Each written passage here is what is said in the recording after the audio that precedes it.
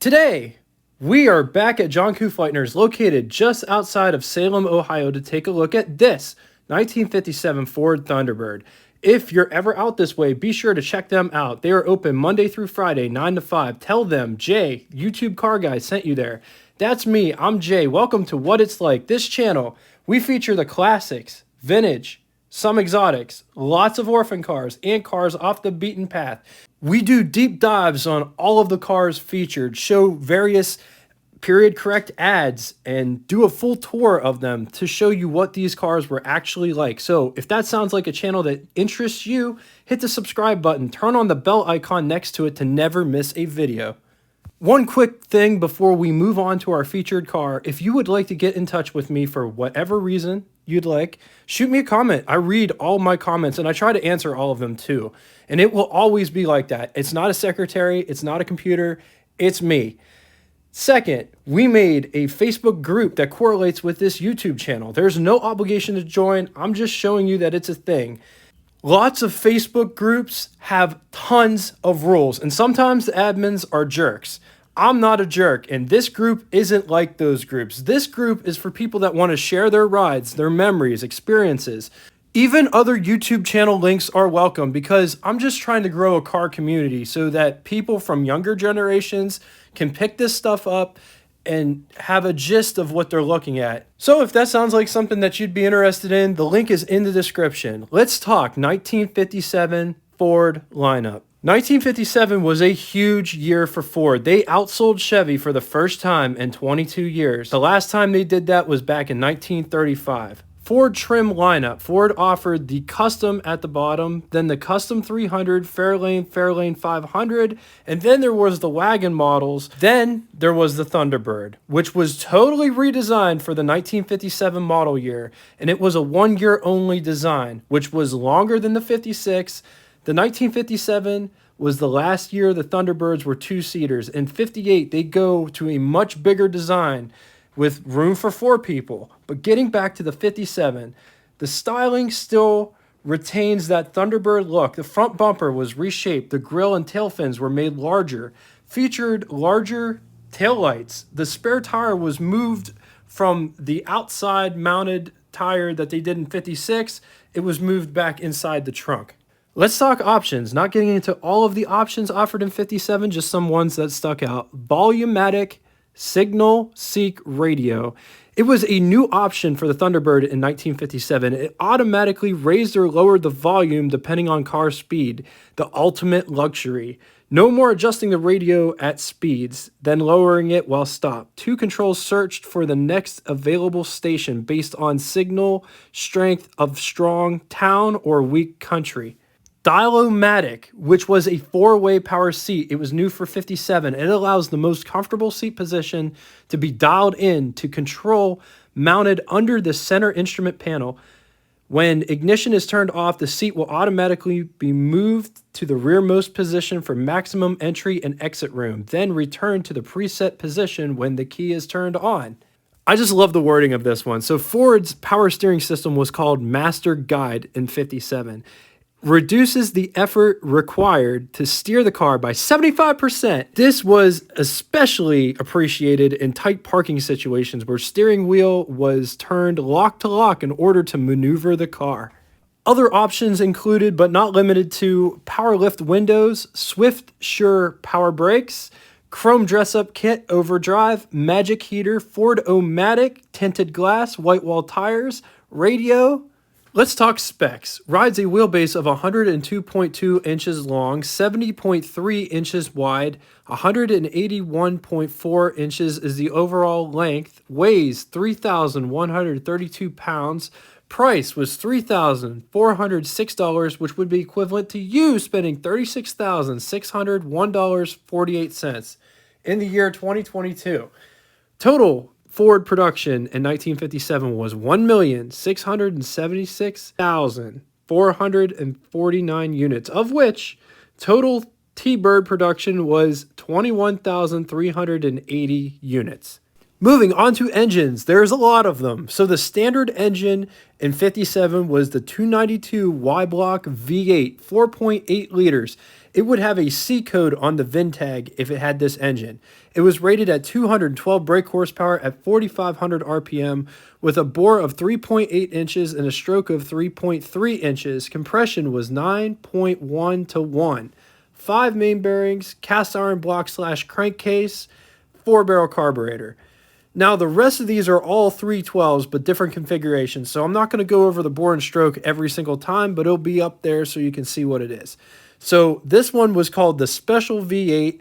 It was a $123 option, which would be equivalent to you spending $1,279.45 in the year 2022. This had a D code on the VIN tag. 312 cubic inch displacement, Y-Block V8, 5.1 liters. It made 245 brake horsepower at 4,500 RPM.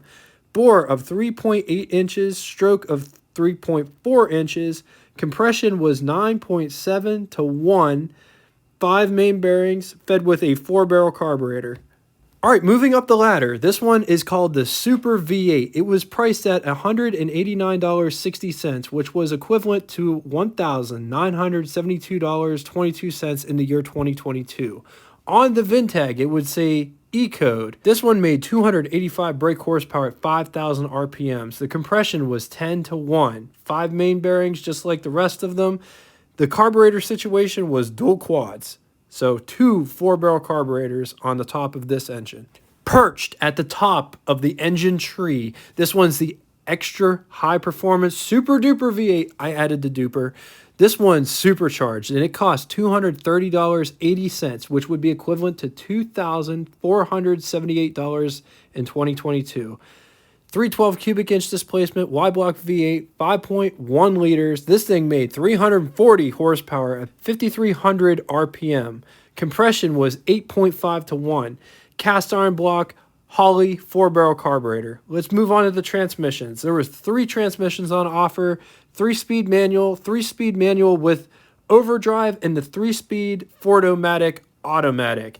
Just a little bit of a side note, the 2-speed Ford-O-Matic comes a little bit later, and the easiest way to tell them apart is the 2-speed Ford-O-Matic has an aluminum housing or casing. Let's talk about this door panel. Just check this out. We've got wing windows at the top here, not vent windows because they're just attached to the door pillar itself. But notice how this is designed. This is just a bar that supports the wing window. And then when the window comes up, it supports the window and everything. But it's just essentially just a bar just sticking out. Moving down here, lock and unlock the doors. This is the door handle to get out. Down here is the electric window switches, passenger and driver side. There's a set of switches just to the right of the door handle. Those control the power seats. Notice how the armrest comes up here and it tapers downward. It gets bigger as it comes down here, and it's also at an angle. All right, moving on to the seating position, which I think is the biggest downfall of this car. These cars are gorgeous, but just to show you, look at how small. The seat cushion is legitly on the floor. I totally forgot my level today, and it might be hard to see this, but back here, the water is pretty level. If you move it up here, it dips down, but it doesn't dip down far enough for it to be comfortable. I have a whole comparison video coming up with different cars, comparing why it works in some cars and why it doesn't work in other cars. I was going to do it in part of this episode, but I found out that you can't really read the tape measure the way that I shot this, so I have to go back and reshoot it, but it's coming. Alright, now we're going to get inside the Thunderbird. I'm going to show you how hard it is for somebody my size to get in it, but I will show you, to be fair, this seat isn't all the way back. It can go back a little ways, but as soon as the top hits this, that's all the space it has, so it's only going to improve by like an inch, maybe an inch and a half. I can't put the seat back. Our is being worked on at the moment, but I don't want it to disappear. Here we go. I'm gonna show you what it's like getting inside here. So this is a really hard car to get into if you're tall. It's so much easier getting into a Nash Metropolitan. The dog legs definitely help out. They help me out anyway. Put my leg in like this.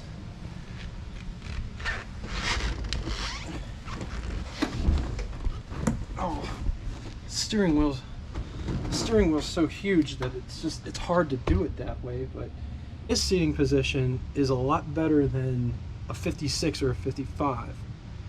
They just feel tighter for some reason. This doesn't feel so bad. This one doesn't seem so bad. Once you get situated, there's enough room underneath the steering wheel. I don't know if they redid the tops or anything, but there's a lot more room in this, because legitly when I drove the other one, I was hunched over driving it. This one isn't so bad. As you can see, the seat profile here, it does have a little bit of an angle, so it's not straight up, it's slanted a little bit. This is the over the hood impression. This is what it would look like first person. I love the dashboard in this. It's one of my favorite dashboard designs of the 1950s. I love all the engine turning,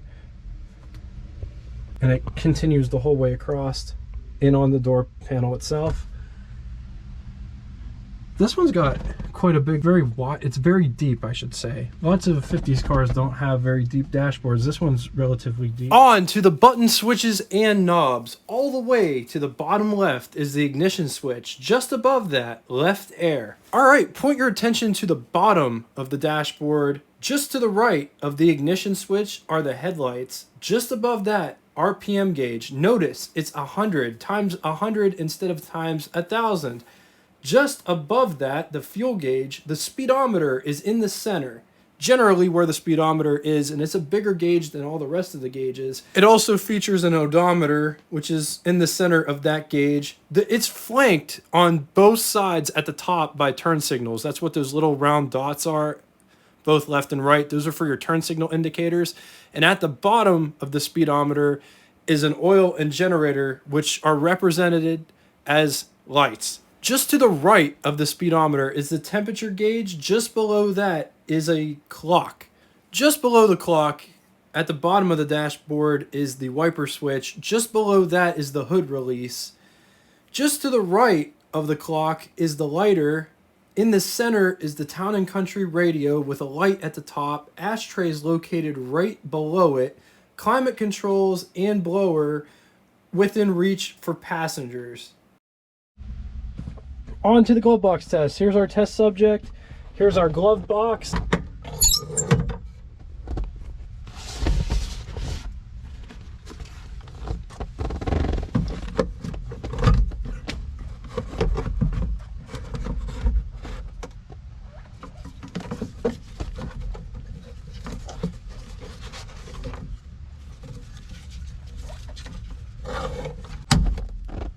So it fits in there. Coming down inside the pedal box down here, this is the handbrake. There's the high beam for your headlights. Brake pedal, gas pedal. There's these side vents also. There's one on the driver's side as well as on the passenger side over there. There is another vent down inside there. And that allows cold air to come in from the outside, draws it in from here, and blows it down at your feet. Check out the drive select modes on this for park, reverse, neutral, drive, and low. So coming around to the back here and getting into the trunk, keyhole cover, you just move it out of the way. This is what the trunk looks like. Notice it has a plaid trunk liner, full-size spare.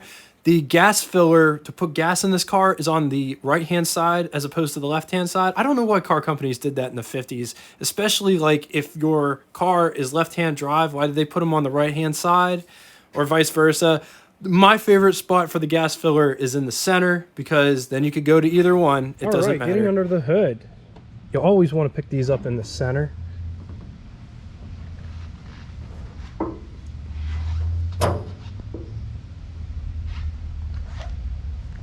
So just check out the battery box here. Master cylinder. Notice there's no power brake booster attached to it. Power steering. This looks like a windshield washer accessory because the bag is attached to it. This is a windshield washer bag. That's what it used to be.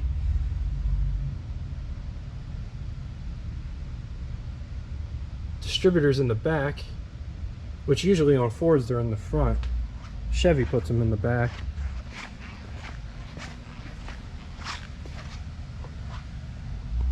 So just check out this generator.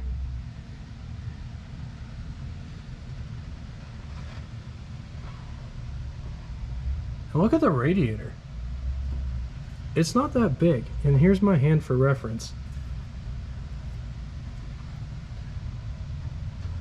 It's got a 4-blade fan. The shroud's really interesting design.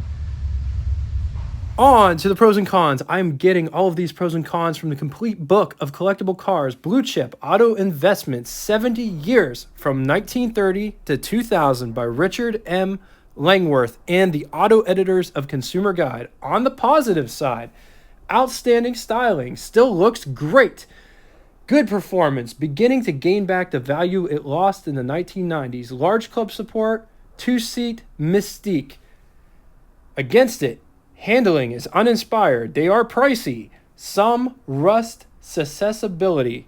In other words, they are rust prone. Thank you all so much for watching. If you're in the USA, happy 4th of July. Shoot some fireworks off for me. If you're local, I'll see you tonight at the Lowville Car Show, cruising the river tonight. And until next time, but you can come along with me, 'cause we got a lot of things to do now. And we'll have fun, fun, fun, now that Daddy took the T-Bird away. Fun, now that Daddy took the T-Bird away. Woo, woo, woo. Happy 4th of July, everybody. Just wanted to end with something a little bit different, something a little fun. Till next time, toodaloo!